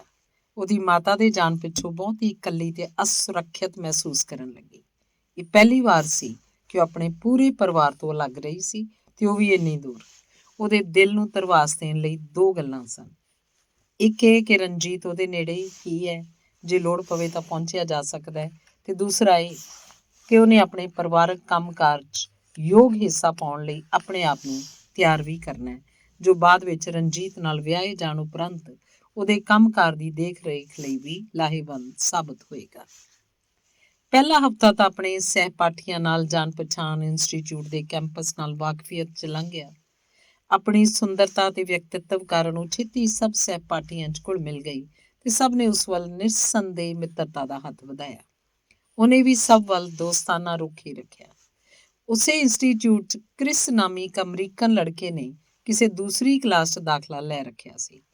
ਕ੍ਰਿਸ ਦਾ ਕੱਦ ਕਾਠ, ਨੈਣ ਨਕਸ਼, ਨੁਹਾਰ ਰਣਜੀਤ ਨਾਲ ਬਹੁਤ ਮਿਲਦੀ ਸੀ। ਉਹਨੂੰ ਦੇਖ ਕੇ ਮੋਨਾ ਸ਼ੁਰੂ 'ਚ ਅਕਸਰ ਭੁਲੇਖਾ ਖਾ ਜਾਂਦੀ। ਰਣਜੀਤ ਤੇ ਕ੍ਰਿਸ ਦੀ ਬਾਹਰੀ ਨੇੜਤਾ ਨੇ ਮੋਨਾ ਨੂੰ ਛੇਤੀ ਕ੍ਰਿਸ ਦਾ ਦੋਸਤ ਬਣਾ ਦਿੱਤਾ। ਬਹੁਤੇ ਦਿਨ ਨਹੀਂ ਗੁਜ਼ਰੇ ਹੋਣਗੇ ਕਿ ਮੋਨਾ ਨੇ ਕ੍ਰਿਸ ਨਾਲ ਨੌਜਵਾਨ ਲੜਕੇ ਲੜਕੀਆਂ ਦੀਆਂ ਪਾਰਟੀਆਂ ਤੇ ਜਾਣਾ ਸ਼ੁਰੂ ਕਰ ਦਿੱਤਾ। ਪਹਿਲੀਆਂ ਦੋ ਪਾਰਟੀਆਂ ਨੇ ਉਹਦੀਆਂ ਅੱਖਾਂ ਇੱਕ ਵਿਲੱਖਣ ਦੁਨੀਆ 'ਚ ਖੋਲ੍ਹ ਦਿੱਤੀਆਂ, ਜੋ ਭਾਰਤੀ ਸੱਭਿਅਤਾ ਤੋਂ ਕੋਹਾਂ ਦੂਰ ਸੀ। ਪਰ ਹੁਣ ਕਿਉਂਕਿ ਉਹ ਇਸ ਦੇਸ਼ 'ਚ ਰਹਿ ਰਹੀ ਸੀ, ਉਹਨੂੰ ਉੱਥੋਂ ਦੇ ਤੌਰ ਤਰੀਕਿਆਂ ਅਨੁਸਾਰ ਕਿਸੇ ਹੱਦ ਤੱਕ ਰਹਿਣਾ ਹੀ ਪਏਗਾ। ਹੌਲੀ ਹੌਲੀ ਉਹਦੀ ਹਿਚਕਚਾਹਟ ਜਾਂਦੀ ਰਹੀ। ਕਿਸ ਪਾਰਟੀ ਤੇ ਕਿਸ ਵੇਲੇ ਉਹਨੇ ਸ਼ਰਾਬ ਚੱਖੀ ਤੇ ਕਿਸ ਵੇਲੇ ਉਹਨੇ ਸਿਗਰਟ ਦਾ ਪਹਿਲਾ ਕਸ਼ ਲਿਆ, ਉਹਨੂੰ ਯਾਦ ਨਹੀਂ ਸੀ। ਪਰ ਉਹਨੂੰ ਇਹ ਜ਼ਰੂਰ ਯਾਦ ਹੈ ਕਿ ਹੁਣ ਉਹ ਆਪਣੇ ਆਪ ਨੂੰ ਕੋਈ ਹੋਰ ਮੋਨਾ ਮਹਿਸੂਸ ਕਰ ਰਹੀ ਸੀ। ਸ਼ਾਮ ਜੋ ਪੌਂ ਫੁਟਾਲੇ ਤੱਕ ਚੱਲਦੀ ਸੀ ਨੇ ਮੋਨਾ ਨੂੰ ਨਵੇਂ ਸਰੂਰ ਦਾ ਅਹਿਸਾਸ ਦਿਵਾਇਆ। ਬਹੁਤ ਦੇਰ ਬਾਅਦ ਉਹਨੂੰ ਪਤਾ ਲੱਗਾ ਕਿ ਜੋ ਸਿਗਰਟਾਂ ਉਹ ਫੂਕਦੀ ਰਹੀ ਹੈ, ਉਹਨਾਂ ਵਿੱਚ ਤਾਂ ਨਸ਼ੀਲੇ ਪਦਾਰਥ ਮਿਲੇ ਹੁੰਦੇ ਸਨ, ਜੋ ਉਹਨੂੰ ਇਸ ਦੁਨੀਆ ਤੋਂ ਚੁੱਕ ਕੇ ਕਿਸੇ ਗੈਬੀ ਦੁਨੀਆ 'ਚ ਲੈ ਜਾਂਦੇ ਸਨ। ਮੋਨਾ ਨੂੰ ਇਸ ਗੱਲ ਦਾ ਪਤਾ ਲੱਗ ਚੁੱਕਿਆ ਸੀ ਕਿ ਉਹ ਨਸ਼ਿਆਂ ਦੇ ਦੈਂਤਮਈ ਜਾਲ 'ਚ ਫਸ ਚੁੱਕੀ ਹੈ ਤੇ ਉਹਦਾ ਦੋਸਤ ਕ੍ਰਿਸ, ਜਿਸ ਨਾਲ ਉਹਦੀ ਨੇੜਤਾ ਰਣਜੀਤ ਦੇ ਹਮਸ਼ਕਲ ਹੋਣ ਕਾਰਨ ਹੋਈ ਸੀ, ਉੱਥੋਂ ਦਾ ਡਰੱਗ ਪੈਡਲਰ ਹੈ। ਉਹਦਾ ਇਹ ਅਲੜ ਜਿਹਾ ਸ਼ੌਕ ਹੁਣ ਤੱਕ ਉਹਦੀ ਮਜਬੂਰੀ ਬਣ ਗਿਆ ਸੀ। ਮੋਨਾ ਦੇ ਪਹਿਲੇ ਸੈਮੈਸਟਰ ਦੀ ਪੜ੍ਹਾਈ ਖਤਮ ਹੋ ਗਈ। ਉਹਦੇ ਗ੍ਰੇਡ ਬਹੁਤ ਮਾੜੇ ਆਏ। ਬਸ ਸਮਝੋ ਕਿ ਉਹਨੂੰ ਵਧੇਰੇ ਵਿਸ਼ਿਆਂ 'ਚ ਲੋੜੀਂਦੇ ਨੰਬਰ ਹੀ ਮਿਲੇ ਤੇ ਬਾਕੀ 'ਚ ਉਹ ਅਸਫਲ ਰਹੀ। ਇਸ ਦੌਰਾਨ ਵਪਾਰ ਦੇ ਸਿਲਸਿਲੇ 'ਚ ਉਹਦੇ ਪਿਤਾ ਦਾ ਚੱਕਰ ਅਮਰੀਕਾ ਲੱਗਿਆ ਤੇ ਉਹ ਅਚਨਚੇਤ ਹੀ ਮੋਨਾ ਨੂੰ ਮਿਲਣ ਆ ਗਏ। ਮੋਨਾ ਦੀ ਨਾ ਪਹਿਚਾਣੇ ਜਾਣ ਵਾਲੀ ਹਾਲਤ ਵੇਖ ਕੇ ਉਹਨਾਂ ਦੇ ਪੈਰਾਂ ਥੱਲਿਓਂ ਜ਼ਮੀਨ ਹੀ ਨਿਕਲ ਗਈ। ਉਹਨਾਂ ਨੂੰ ਇਹ ਸਮਝਣ 'ਚ ਬਹੁਤੀ ਦੇਰ ਨਾ ਲੱਗੀ ਕਿ ਮੋਨਾ ਮਾੜੀ ਸੰਗਤ ਦਾ ਸ਼ਿਕਾਰ ਹੋ ਚੁੱਕੀ ਹੈ। ਮੋਨਾ ਦੇ ਕਮਰੇ 'ਚੋਂ ਸਿਗਰਟ ਦੇ ਟੁਕੜੇ, ਨਸ਼ੀਲੇ ਪਦਾਰਥਾਂ ਦੀਆਂ ਵਰਤੀਆਂ ਪੁੜੀਆਂ ਤੇ ਕਈ ਕਿਸਮ ਦੇ ਕੈਪਸੂਲ ਮਿਲੇ। ਸ਼ੁਕਰ ਹੈ ਕਿ ਉਹ ਅਜੇ ਟੀਕਿਆਂ ਦੇ ਨਸ਼ੇ ਤੱਕ ਨਹੀਂ ਪਹੁੰਚੀ ਸੀ। ਉਹਨੂੰ ਬਚਪਨ ਤੋਂ ਹੀ ਟੀਕਿਆਂ ਤੋਂ ਬਹੁਤ ਡਰ ਲੱਗਦਾ ਸੀ। ਆਪਣੇ ਸਰੀਰ 'ਚ ਸੂਈ ਦੀ ਚੁੱਭ ਇੰਜ ਮਹਿਸੂਸ ਕਰਦੀ ਜਿਵੇਂ ਕੋਈ ਅੰਦਰੋਂ ਉਹਦੀ ਜਾਨ ਕੱਢ ਰਿਹਾ ਹੋਵੇ। ਮੋਨਾ ਦੇ ਪਿਤਾ ਨੇ ਆਪਣੇ ਕਾਰੋਬਾਰੀ ਦੌਰੇ ਨੂੰ ਵਧਾ ਦਿੱਤਾ ਤੇ ਨਾਲ ਹੀ ਮੋਨਾ ਦੀ ਮਾਤਾ ਨੂੰ ਛੇਤੀ ਤੋਂ ਛੇਤੀ ਉੱਥੇ ਪਹੁੰਚਣ ਨੂੰ ਕਿਹਾ। 24 ਘੰਟਿਆਂ ਬਾਅਦ ਮੋਨਾ ਦੀ ਮਾਤਾ ਉਹਨਾਂ ਕੋਲ ਪਹੁੰਚ ਗਈ। ਉਹਨਾਂ ਨੂੰ ਸਾਰੇ ਹਾਲਾਤ ਤੋਂ ਜਾਣੂ ਕਰਾਇਆ ਗਿਆ। ਮਾਂ ਦੇ ਅੱਥਰੂ ਹੀ ਨਹੀਂ ਛਲਕੇ ਸਨ। ਉਹ ਬਾਰ-ਬਾਰ ਆਪਣੇ ਆਪ ਨੂੰ ਕੋਸਦੀ ਕਿ ਉਹਨੇ ਮੋਨਾ ਨੂੰ ਇੰਨੀ ਦੂਰ ਪਰਾਏ ਦੇਸ਼ 'ਚ, ਜਿੱਥੋਂ ਦੀ ਨੌਜਵਾਨ ਪੀੜ੍ਹੀ ਬਾਰੇ ਅਨੇਕਾਂ ਗੱਲਾਂ ਸੁਣਨ ਪੜ੍ਹਨ ਨੂੰ ਮਿਲਦੀਆਂ ਹਨ, ਕਿਉਂ ਭੇਜ ਦਿੱਤਾ। ਪਰ ਮੋਨਾ ਦੀ ਮਾਤਾ ਨੂੰ ਆਪਣੀ ਬੇਟੀ ਤੇ ਬੇਹੱਦ ਭਰੋਸਾ ਸੀ ਕਿ ਉਹ ਕੋਈ ਅਜਿਹਾ ਕਰਮ ਨਹੀਂ ਕਰੇਗੀ ਜੇ ਉਹਨਾਂ ਸਭ ਲਈ ਪਰੇਸ਼ਾਨੀ ਦਾ ਕਾਰਨ ਬਣੇ। ਦੇਰ ਤੱਕ ਰੋਂਦੇ ਕਲਪਦੇ ਮਾਤਾ ਪਿਤਾ ਨੇ ਫੈਸਲਾ ਕੀਤਾ ਕਿ ਮੋਨਾ ਦੀ ਪੜ੍ਹਾਈ ਇੱਥੇ ਹੀ ਰੋਕ ਦਿੱਤੀ ਜਾਏ ਤੇ ਜਲਦੀ ਇਹਦਾ ਵਿਆਹ ਕਰ ਦਿੱਤਾ ਜਾਏ। ਲੜਕੇ ਦੀ ਭਾਲ ਤਾਂ ਬਚਪਨ 'ਚ ਹੀ ਹੋ ਚੁੱਕੀ ਸੀ। ਉਹਨਾਂ ਲਈ ਇਹ ਗੱਲ ਪੂਰੀ ਤਰ੍ਹਾਂ ਗੁਪਤ ਰੱਖਣੀ ਬੇਹੱਦ ਜ਼ਰੂਰੀ ਸੀ ਕਿ ਮੋਨਾ ਨਸ਼ਿਆਂ ਦਾ ਸ਼ਿਕਾਰ ਹੋ ਚੁੱਕੀ ਹੈ। ਇਹ ਵੀ ਫੈਸਲਾ ਹੋਇਆ ਕਿ ਮੁੰਬਈ ਵਿਖੇ ਇਹਦਾ ਯੋਗ ਇਲਾਜ ਕਰਾਇਆ ਜਾਏ ਤਾਂ ਕਿ ਵਿਆਹ ਤੋਂ ਪਹਿਲਾਂ ਉਹ ਨਸ਼ਿਆਂ ਦੇ ਸੇਵਨ ਦੀ ਆਦਤ ਤੋਂ ਪੂਰੀ ਤਰ੍ਹਾਂ ਮੁਕਤ ਹੋ ਜਾਏ। ਮੁੰਬਈ ਪਹੁੰਚ ਕੇ ਉਹਨਾਂ ਨੇ ਰਣਜੀਤ ਦੇ ਮਾਤਾ ਪਿਤਾ ਨਾਲ ਗੱਲ ਚਲਾਈ। ਰਣਜੀਤ ਦੀ ਪੜ੍ਹਾਈ ਖਤਮ ਹੋਣ 'ਚ ਅਜੇ 6 ਮਹੀਨੇ ਸਨ। ਇਹ ਗੱਲ ਮੋਨਾ ਦੇ ਪਰਿਵਾਰ ਨੂੰ ਵੀ ਭਾਉਂਦੀ ਸੀ ਕਿਉਂਕਿ ਉਹ ਇਸ ਸਮੇਂ ਗੁਪਤ ਰੂਪ 'ਚ ਉਹਦਾ ਇਲਾਜ ਕਰਾ ਕੇ ਉਹਦੀ ਸਿਹਤ ਤੇ ਦੇਖ ਰੇਖ ਨੂੰ ਮੁੜ ਬਹਾਲ ਕਰਨ 'ਚ ਸਫਲ ਹੋ ਜਾਣਗੇ। ਇਲਾਜ ਦੇ ਨਾਲ ਮੋਨਾ ਨੂੰ ਰੁੱਝੇ ਰੱਖਣ ਲਈ ਉਹਨਾਂ ਨੇ ਮੋਨਾ ਨੂੰ ਕਾਸਮੈਟਿਕ ਯੂਨਿਟ 'ਚ ਮਾਰਕੀਟਿੰਗ ਮੈਨੇਜਰ ਵਜੋਂ ਨਿਯੁਕਤ ਕਰ ਦਿੱਤਾ। ਇਹ ਯੂਨਿਟ ਮੋਨਾ ਦੀ ਮਾਤਾ ਜੀ ਦੀ ਦੇਖ ਰੇਖ 'ਚ ਚੱਲਦਾ ਸੀ। ਇਸ ਤਰ੍ਹਾਂ ਮੋਨਾ ਉੱਤੇ ਹਰ ਵਕਤ ਨਜ਼ਰ ਰੱਖੀ ਜਾ ਸਕਦੀ ਸੀ। 6 ਮਹੀਨੇ 'ਚ ਮੋਨਾ ਦੀ ਸਿਹਤ ਨੇ ਸ਼ਲਾਘਾਯੋਗ ਮੋੜ ਲਿਆ। ਉਹ ਫਿਰ ਉਸੇ ਤਰ੍ਹਾਂ ਚੁਲਬੁਲੀ ਬਬਲੀ ਤੇ ਆਕਰਸ਼ਕ ਬਣ ਗਈ। ਮੋਨਾ ਦੀ ਮਾਤਾ ਰੱਬ ਦੀ ਮਿਹਰ ਤੇ ਹਜ਼ਾਰਾਂ ਅਰਦਾਸਾਂ ਕਰਦੀ ਕਿ ਉਸਨੇ ਉਹਦੀ ਫੁੱਲ ਵਰਗੀ ਬੱਚੀ ਨੂੰ ਬਰਬਾਦ ਹੋਣ ਤੋਂ ਬਚਾ ਲਿਆ। ਸ਼ੁਕਰਾਨੇ ਵਜੋਂ ਉਹਨੇ ਪਾਠ ਪੂਜਾ ਵੀ ਕਰਵਾਏ ਤੇ ਧਰਮ ਸਥਾਨ ਤੇ ਯਾਤਰਾ ਕਰਕੇ ਯੋਗ ਪੁੰਨ ਵੀ ਕੀਤਾ। ਰਣਜੀਤ ਆਪਣੀ ਪੜ੍ਹਾਈ ਪੂਰੀ ਕਰਕੇ ਵਾਪਸ ਆ ਚੁੱਕਾ ਸੀ। ਉਹਨੇ ਸਿੰਗਾਪੁਰ ਵਿਖੇ ਆਪਣਾ ਕਾਰੋਬਾਰ ਦਾ ਕੇਂਦਰ ਬਣਾਉਣਾ ਸੀ। ਮੁੰਬਈ ਪਹੁੰਚਣ ਤੋਂ ਬਾਅਦ 2-3 ਮਹੀਨੇ ਤੱਕ ਉਹ ਇਸੇ ਕੰਮ 'ਚ ਰੁੱਝਿਆ ਰਿਹਾ। ਨਵੇਂ ਦਫ਼ਤਰ ਨੂੰ ਸਥਾਪਿਤ ਕਰਨਾ, ਨਵੇਂ ਸਟਾਫ ਨੂੰ ਭਰਤੀ ਕਰਨਾ, ਦੱਖਣ ਪੂਰਬੀ ਏਸ਼ੀਆ ਦੇ ਉਪਭੋਗਤਾਵਾਂ ਨੂੰ ਸੂਚਿਤ ਕਰਨਾ ਆਦਿ ਕਈ ਕਾਰਜ ਸਨ ਜਿਨ੍ਹਾਂ ਨੂੰ ਉਹਨੇ ਬਾਖੂਬੀ ਨਿਭਾਇਆ। ਅਜੇ ਇਹਨਾਂ ਕੰਮਾਂ ਤੋਂ ਵਿਹਲਾ ਹੀ ਹੋਇਆ ਸੀ ਕਿ ਮੋਨਾ ਨਾਲ ਉਹਦੇ ਵਿਆਹ ਦਾ ਦਿਨ ਆ ਗਿਆ। ਵਿਆਹ ਬਹੁਤ ਧੂਮਧਾਮ ਨਾਲ ਹੋਇਆ। ਮੋਨਾ ਕਿਸੇ ਅਸਮਾਨ ਤੋਂ ਉਤਰੀ ਪਰੀ ਲੱਗਦੀ ਸੀ ਤੇ ਰਣਜੀਤ ਕਿਸੇ ਰਿਆਸਤ ਦਾ ਰਾਜਕੁਮਾਰ। ਵਿਆਹ ਤੋਂ ਕੁਝ ਦਿਨ ਬਾਅਦ ਦੋਨੋਂ ਮੁੰਬਈ ਛੱਡ ਕੇ ਸਿੰਗਾਪੁਰ ਆ ਗਏ। ਕਾਰੋਬਾਰ ਰਣਜੀਤ ਦੀ ਫੌਰੀ ਅਗਵਾਈ ਮੰਗਦਾ ਸੀ। 2-3 ਹਫ਼ਤਿਆਂ ਦੀ ਇਸ ਮਸਰੂਫੀਅਤ ਨੇ ਮੋਨਾ ਨੂੰ ਸਿੰਗਾਪੁਰ ਦੇ ਆਸ-ਪਾਸ ਦੇ ਟਾਪੂ ਦੇਖਣ ਦਾ ਮੌਕਾ ਦੇ ਦਿੱਤਾ। ਉਸ ਉਪਰੰਤ ਉਹ ਦੋਨੋਂ ਸ਼ਾਂਤ ਮਹਾਸਾਗਰ ਸਥਿਤ ਫਿਜੀ ਟਾਪੂ ਤੇ ਕੁਝ ਦਿਨ ਲਈ ਇੱਕ ਦੂਜੇ ਦਾ ਸੰਗ ਸਾਥ ਮਾਣਨ ਲਈ ਚਲੇ ਗਏ। ਮੋਨਾ ਬੇਹੱਦ ਖੁਸ਼ ਸੀ। ਇਸ ਵਕਤ ਤੱਕ ਉਹ ਆਪਣੇ 8-9 ਮਹੀਨੇ ਪਹਿਲਾਂ ਗੁਜ਼ਾਰੀ ਜ਼ਿੰਦਗੀ ਨੂੰ ਆਪਣੇ ਖਿਆਲਾਂ 'ਚੋਂ ਪੂਰੀ ਤਰ੍ਹਾਂ ਕੱਢ ਚੁੱਕੀ ਸੀ। ਫਿਜੀ ਤੋਂ ਵਾਪਸ ਪਰਤ ਕੇ ਰਣਜੀਤ ਫਿਰ ਆਪਣੇ ਕੰਮਕਾਰ 'ਚ ਰੁੱਝ ਗਿਆ। ਮੋਨਾ ਫਲੈਟ 'ਚ ਇਕੱਲੀ ਰਹਿਣ ਲੱਗੀ। ਕੰਮਕਾਰ ਦੇ ਰੁਝੇਵੇਂ ਕਾਰਨ ਰਣਜੀਤ ਕਈ ਵਾਰੀ ਬਹੁਤ ਦੇਰ ਨਾਲ ਘਰ ਪਰਤਦਾ। ਕਦੀ ਉਹਨਾਂ 'ਚ ਹਲਕੀ ਫੁਲਕੀ ਬਹਿਸ ਵੀ ਹੋ ਜਾਂਦੀ ਜੋ ਛੇਤੀ ਪਿਆਰ ਦਾ ਰੂਪ ਧਾਰ ਕੇ ਸਭ ਕੁਝ ਭੁਲਾ ਦਿੰਦੀ। ਸਾਲ ਬਾਅਦ ਮੋਨਾ ਨੇ ਇੱਕ ਬੱਚੀ ਨੂੰ ਜਨਮ ਦਿੱਤਾ। ਉਹ ਬੱਚੀ ਵੀ ਬਹੁਤ ਖੂਬਸੂਰਤ ਸੀ। ਮੋਨਾ ਲਈ ਬੱਚੀ ਦੀ ਦੇਖ ਰੇਖ ਇੱਕ ਆਹਰ ਬਣ ਗਿਆ। ਵਿਹਲੇ ਰਹਿਣ ਕਾਰਨ ਜੋ ਦਿਨ ਔਖੇ ਗੁਜ਼ਰਦੇ ਸਨ ਉਹਨਾਂ ਨੂੰ ਇੱਕ ਰੁਝੇਵਾਂ ਮਿਲ ਗਿਆ। ਪਰ ਜਿਵੇਂ ਕਿ ਅਕਸਰ ਹੁੰਦਾ ਹੈ, ਛੋਟੇ ਬੱਚਿਆਂ ਦਾ ਨਾ ਸੌਣ ਦਾ ਸਮਾਂ ਹੁੰਦਾ ਨਾ ਜਾਗਣ ਦਾ। ਮੋਨਾ ਕਈ ਰਾਤਾਂ ਬੱਚੀ ਦੇ ਜਾਗਣ ਕਾਰਨ ਜਾਗਦੀ ਰਹਿੰਦੀ ਜਦਕਿ ਰਣਜੀਤ ਦਿਨ ਭਰ ਦੀ ਥਕਾਵਟ ਕਾਰਨ ਛੇਤੀ ਸੌਂ ਜਾਂਦਾ। ਕਈ ਵਾਰ ਜਦੋਂ ਸਵੇਰੇ ਉੱਠਦਾ ਤਾਂ ਮੋਨਾ ਅਜੇ ਵੀ ਸੌਂ ਰਹੀ ਹੁੰਦੀ। ਉਹਨੂੰ ਕਦੀ ਅਹਿਸਾਸ ਨਾ ਹੁੰਦਾ ਕਿ ਉਹ ਦੇਰ ਰਾਤ ਤੱਕ ਜਾਗਦੀ ਰਹੀ ਹੋਏਗੀ ਜਾਂ ਉਹ ਸਵੇਰੇ ਹੀ ਸੁੱਤੀ ਹੈ। ਫਿਰ ਵੀ ਉਹਨੂੰ ਜਗਾ ਦਿੰਦਾ। ਰਣਜੀਤ ਚਾਹੁੰਦਾ ਸੀ ਕਿ ਉਹਦੇ ਦਫ਼ਤਰ ਜਾਣ ਸਮੇਂ ਮੋਨਾ ਉਹਨੂੰ ਤਿਆਰ ਹੋ ਕੇ ਵਿਦਾ ਕਰੇ। ਉਹਦੀ ਇਹ ਇੱਛਾ ਵੀ ਸੀ ਕਿ ਉਹ ਸਵੇਰ ਦਾ ਨਾਸ਼ਤਾ ਤੇ ਰਾਤ ਦਾ ਖਾਣਾ ਜ਼ਰੂਰ ਇੱਕ ਦੂਜੇ ਦੀ ਸੰਗਤ ਮਾਣ ਕੇ ਖਾਣ। ਅਜਿਹੀ ਆਸ ਉਮੀਦ ਕਾਰਨ ਰਾਤ ਦੇ ਉਨੀਂਦਰੇ ਤੇ ਬੱਚੇ ਦੀ ਦੇਖ ਰੇਖ ਦੀ ਥਕਾਵਟ ਕਾਰਨ ਮੋਨਾ ਹਰ ਵਕਤ ਥੱਕੀ ਮਹਿਸੂਸ ਕਰਨ ਲੱਗੀ। ਦਿਨ 'ਚ ਜਦੋਂ ਉਹਦੀ ਅੱਖ ਲੱਗਦੀ ਤਾਂ ਬੱਚੀ ਉੱਠ ਜਾਂਦੀ। ਉਹਦੀ ਹਾਲਤ ਵੇਖ ਕੇ ਰਣਜੀਤ ਨੇ ਦਿਨ ਭਰ ਲਈ ਬੱਚੀ ਦੀ ਦੇਖ ਰੇਖ ਲਈ ਇੱਕ ਨਰਸ ਦਾ ਪ੍ਰਬੰਧ ਕਰ ਦਿੱਤਾ। ਬੱਚੀ ਨੂੰ ਨਰਸ ਦੇ ਸਪੁਰਦ ਕਰਕੇ ਮੋਨਾ ਨੂੰ ਕੁਝ ਰਾਹਤ ਤਾਂ ਮਿਲੀ ਪਰ ਉਹਦਾ ਧਿਆਨ ਹਮੇਸ਼ਾ ਉਸ ਵੱਲ ਹੀ ਰਹਿੰਦਾ। ਕਿਤੇ ਰੋ ਤਾਂ ਨਹੀਂ ਰਹੀ ਹੋਏਗੀ, ਉਹਦੀ ਨੈਪੀ ਗਿੱਲੀ ਤਾਂ ਨਹੀਂ ਹੋਈ ਹੋਏਗੀ, ਉਹ ਸੁੱਤੀ ਹੋਈ ਆਰਾਮਦੇਹ ਤਾਂ ਹੋਏਗੀ। ਇਸ ਤਰ੍ਹਾਂ ਉਹ ਕਈ ਵਾਰ ਉੱਠ ਕੇ ਉਹਨੂੰ ਦੇਖਦੀ। ਬੱਚੀ ਦੀ ਦੇਖ ਰੇਖ ਲਈ ਨਰਸ ਦੇ ਹੁੰਦਿਆਂ ਹੀ ਉਹ ਚੈਨ ਦੀ ਨੀਂਦ ਨਾ ਸੌ ਸਕਦੀ। ਇੱਕ ਅੱਧੀ ਵਾਰੀ ਲਾਪਰਵਾਹੀ ਵਰਤਣ ਕਾਰਨ ਉਹਨੇ ਨਰਸ ਨੂੰ ਝਿੜਕਿਆ ਵੀ ਸੀ। ਇੱਕ ਦਿਨ ਅਚਾਨਕ ਉਹਨੂੰ ਬੀਤੇ ਦਿਨਾਂ ਦੀ ਯਾਦ ਆਈ ਜਦੋਂ ਨਸ਼ੇ ਲੈ ਕੇ ਉਹ ਸਾਰਾ ਦਿਨ ਬੇਸੁੱਧ ਨੀਂਦ 'ਚ ਪਈ ਰਹਿੰਦੀ ਸੀ। ਅਜਿਹੀ ਨੀਂਦ ਨੂੰ ਉਹ ਤਰਸ ਗਈ ਸੀ। ਇੱਕ ਵਾਰ ਫੇਰ ਅਜਿਹੀ ਨੀਂਦ ਮਾਣਨ ਲਈ ਉਹਨੇ ਉਹ ਨਸ਼ੇ ਲੈਣ ਦਾ ਵਿਚਾਰ ਬਣਾਇਆ। ਆਪਣੇ ਆਪ ਨਾਲ ਉਹਨੇ ਪ੍ਰਣ ਕੀਤਾ ਕਿ ਨਸ਼ਿਆਂ ਦੀ ਮਾਤਰਾ ਸਿਰਫ ਓਨੀ ਲਏਗੀ ਜਿੰਨੀ ਜ਼ਰੂਰੀ ਹੋਏਗੀ। ਮੋਨਾ ਨੂੰ ਅੰਦਾਜ਼ਾ ਨਹੀਂ ਸੀ ਕਿ ਉਹਦੀ ਇਹ ਅਲੜ ਜਿਹੀ ਹਰਕਤ ਸਹਿਜੇ ਇੱਕ ਦੈਂਤ ਦਾ ਰੂਪ ਧਾਰਨ ਕਰ ਜਾਏਗੀ। ਆਏ ਦਿਨ ਉਹਨੇ ਨਸ਼ਿਆਂ ਦੀ ਮਾਤਰਾ 'ਚ ਥੋੜ੍ਹਾ ਥੋੜ੍ਹਾ ਵਾਧਾ ਕਰਨਾ ਸ਼ੁਰੂ ਕਰ ਦਿੱਤਾ। ਹੁਣ ਉਹ ਦਿਨ ਭਰ ਆਰਾਮ ਨਾਲ ਸੌਂ ਸਕਦੀ ਸੀ ਤੇ ਬੱਚੀ ਨਰਸ ਦੇ ਹਵਾਲੇ ਰਹਿੰਦੀ। ਜਿਵੇਂ ਜਿਵੇਂ ਬੱਚੀ ਵੱਡੀ ਹੋਈ ਉਹਨੇ ਵੀ ਰਾਤ ਨੂੰ ਘੱਟ ਉੱਠਣਾ ਸ਼ੁਰੂ ਕਰ ਦਿੱਤਾ। ਸੌਂ ਕੇ ਗੁਜ਼ਾਰਿਆ ਹੋਇਆ ਦਿਨ ਰਾਤ ਦੀ ਨੀਂਦ ਉਡਾ ਦਿੰਦਾ। ਹੁਣ ਰਣਜੀਤ ਤੇ ਬੱਚੀ ਸੌਂ ਰਹੇ ਹੁੰਦੇ ਤੇ ਮੋਨਾ ਜਾਗਦੀ। ਉਹਨੂੰ ਨੀਂਦ ਕਿਵੇਂ ਆਏ? ਅਖੀਰ ਉਹਨੇ ਦਿਨ ਦੇ ਵੇਲੇ ਨਸ਼ੇ ਬੰਦ ਕਰਕੇ ਨਸ਼ਿਆਂ ਨੂੰ ਰਾਤ ਸਮੇਂ ਲੈਣ ਦਾ ਮਨ ਬਣਾਇਆ। 2 ਦਿਨਾਂ ਲਈ ਉਹਨੂੰ ਨਸ਼ਿਆਂ ਨੂੰ ਬੰਦ ਕਰਨ ਵਾਲੇ ਚਿੰਨ੍ਹ ਤੰਗ ਕਰਨ ਲੱਗੇ। ਪੇਟ ਦਰਦ, ਸਿਰ ਦਰਦ, ਅੱਖਾਂ ਤੇ ਨੱਕ 'ਚੋਂ ਪਾਣੀ ਵਹਿਣ ਲੱਗਾ। ਇਹਨਾਂ ਤੋਂ ਛੁਟਕਾਰਾ ਪਾਉਣ ਲਈ ਉਹਨੇ ਦਿਨ ਵੇਲੇ ਵੀ ਕੁਝ ਮਾਤਰਾ ਵਿੱਚ ਨਸ਼ੇ ਲੈਣੇ ਸ਼ੁਰੂ ਕਰ ਦਿੱਤੇ। ਇਹ ਸਿਲਸਿਲਾ 6-8 ਮਹੀਨੇ ਚੱਲਦਾ ਰਿਹਾ। ਉਹ ਬਹੁਤ ਕੋਸ਼ਿਸ਼ ਕਰਦੀ ਕਿ ਨਸ਼ਿਆਂ ਤੋਂ ਦੂਰ ਰਹੇ, ਪਰ ਨਸ਼ਿਆਂ ਤੋਂ ਬਗੈਰ ਪੈਦਾ ਹੋਈ ਹਾਲਤ ਉਹਦੀ ਬਰਦਾਸ਼ਤ ਤੋਂ ਬਾਹਰ ਹੁੰਦੀ। ਰਣਜੀਤ ਨੂੰ ਮੋਨਾ ਦੀ ਨਿੱਘਰਦੀ ਸਿਹਤ ਤੇ ਬੱਚੀ, ਜਿਹਨੂੰ ਉਹ ਪਿਆਰ ਨਾਲ ਪਰੀ ਬੁਲਾਉਂਦਾ ਸੀ, ਦੀ ਯੋਗ ਦੇਖ ਰੇਖ ਨਾ ਹੋ ਰਹੀ ਹੋਣ ਕਾਰਨ ਕੁਝ ਪਰੇਸ਼ਾਨ ਰਹਿਣ ਲੱਗਾ। ਰੁਝੇਵੇਂ ਨੇ ਉਹਨੂੰ ਇਸ ਪ੍ਰਤੀ ਧਿਆਨ ਦੇਣ ਤੋਂ ਵਾਂਝਿਆ ਰੱਖਿਆ। ਅਖੀਰ ਉਹਨੇ ਸੋਚਿਆ ਕਿ 1 ਹਫ਼ਤੇ ਦਾ ਸਮਾਂ ਕੱਢ ਕੇ ਪਰਿਵਾਰ ਸਮੇਤ ਮੁੰਬਈ ਜਾਇਆ ਜਾਏ।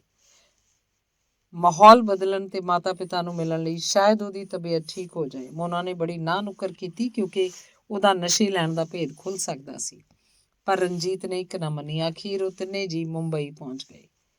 1-2 ਦਿਨ ਤਾਂ ਮੋਨਾ ਲਈ ਚੰਗੇ ਨਿਕਲ ਗਏ, ਪਰ ਜਦੋਂ ਨਸ਼ਿਆਂ ਦਾ ਸਟਾਕ ਖਤਮ ਹੋ ਗਿਆ ਤਾਂ ਨਸ਼ੇ ਦੀ ਤੋੜ ਦੀਆਂ ਅਲਾਮਤਾਂ ਉਗੜਨ ਲੱਗ ਪਈਆਂ। ਇੱਕ ਦਿਨ ਜਦੋਂ ਉਹਦੀ ਤਬੀਅਤ ਬਹੁਤ ਖਰਾਬ ਹੋ ਗਈ ਤਾਂ ਰਣਜੀਤ ਉਹਨੂੰ ਡਾਕਟਰ ਕੋਲ ਲੈ ਗਿਆ। ਡਾਕਟਰ ਨੇ ਦੇਖਦੇ ਸਾਰ ਹੀ ਕਹਿ ਦਿੱਤਾ ਕਿ ਨਸ਼ਿਆਂ ਦੀ ਤੋੜ ਦੇ ਚਿੰਨ੍ਹ ਹਨ। ਰਣਜੀਤ ਦੇ ਪੈਰਾਂ ਹੇਠੋਂ ਤਾਂ ਜ਼ਮੀਨ ਨਿਕਲ ਗਈ। ਉਹ ਕਦੇ ਕਲਪਨਾ ਵੀ ਨਹੀਂ ਕਰ ਸਕਦਾ ਸੀ ਕਿ ਮੋਨਾ ਅਜਿਹਾ ਕਰ ਸਕਦੀ ਹੈ। ਪਰੀ ਵੱਲ ਲਾਪਰਵਾਹੀ ਦਾ ਕਾਰਨ ਉਹਨੂੰ ਹੁਣ ਸਮਝ ਆ ਰਿਹਾ ਸੀ। ਕਦੀ-ਕਦੀ ਉਹ ਆਪਣੇ ਆਪ ਵਿੱਚ ਬੜਾ ਝੁੰਝਲਾਉਂਦਾ ਕਿ ਉਹ ਆਪਣੇ ਪਰਿਵਾਰ ਵੱਲ ਇੰਨਾ ਲਾਪਰਵਾਹ ਕਿਉਂ ਰਿਹਾ ਹੈ।